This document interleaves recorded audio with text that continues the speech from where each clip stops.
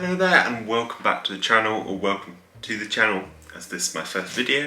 And kind of as a little note on that side, if there is anything in here that you think could be better or you could change, then please do leave a comment down below. I'd really like that.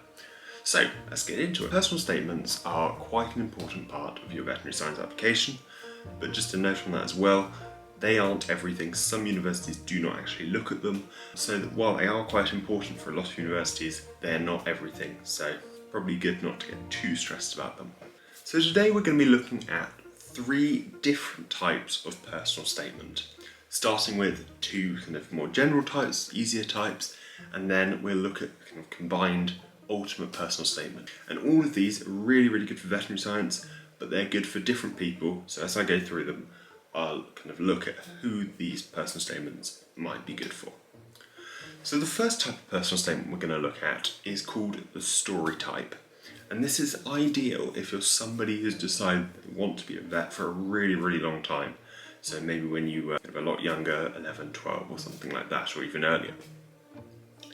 And the idea with the story type is where you can trace your ambition back and see how that developed over time.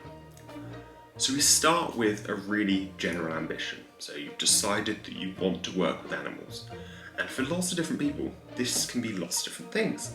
So we can start with maybe you got a cat, a dog, maybe you worked on a farm for a little bit, maybe you spent a little bit of time in an animal sanctuary, anything like that that kind of helped you decide. Maybe you read a book, watched a TV show, that made you decide that you wanted to work with animals. So that's great. So that's where we started.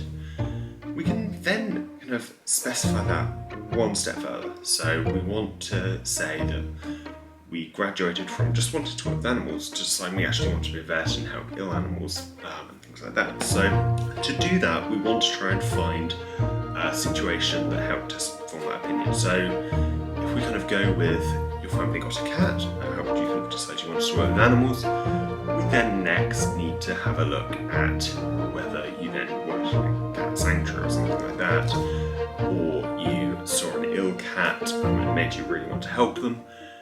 And that just kind of helps us specify it one level down, so that you know you have an actual reason why you want to be a vet. Having done that, we can actually go one step further.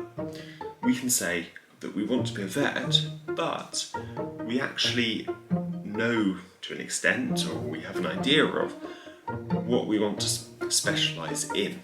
And this isn't necessary, but it can be really good if you do have it. So if you're fascinated by cats still, you've got a cat, you've worked in a cat sanctuary, and you're still really fascinated by cats, then why not do some research on cats and put that specific research on cat diseases and things like that. They can be really good to show you're fascinated by a particular species. Or maybe you're fascinated by a particular disease and you know lots of facts about it and you've read about it and you've done some research on it. That's also brilliant if you can kind of put that in as an extra step or an extra level down.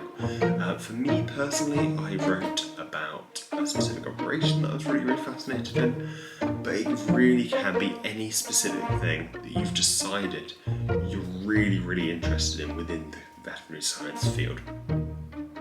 So that's the story type, where you can narrow down. With the next type, which I like to call it the technical type, but it doesn't really have a specific name.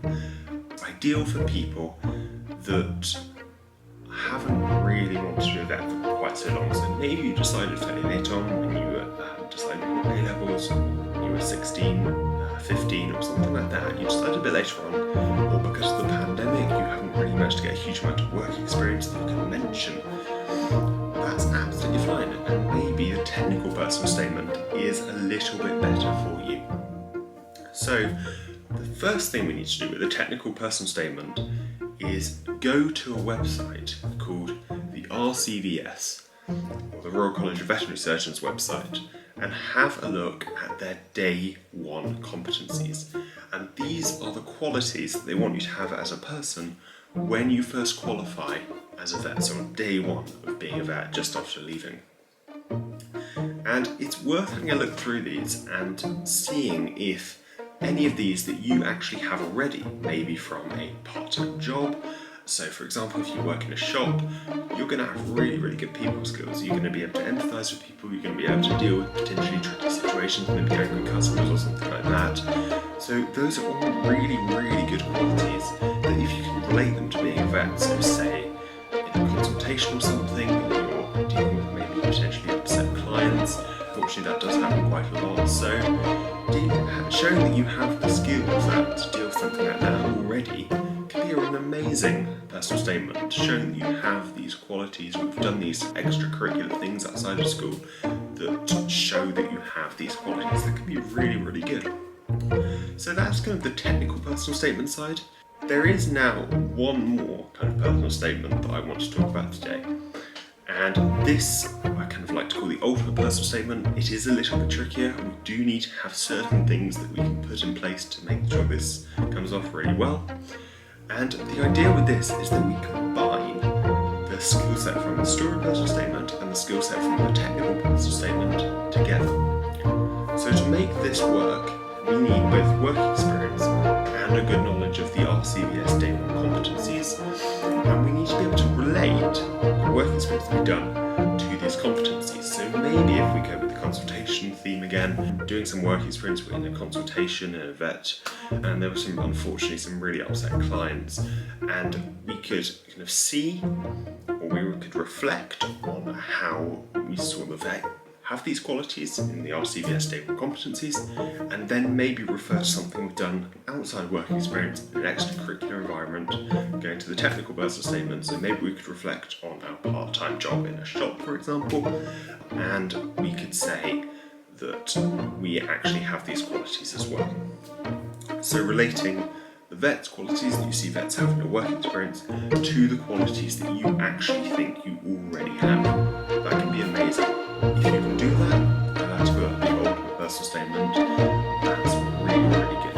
Okay, so we're done. Thank you very much for watching. I hope that was useful for you. If you have any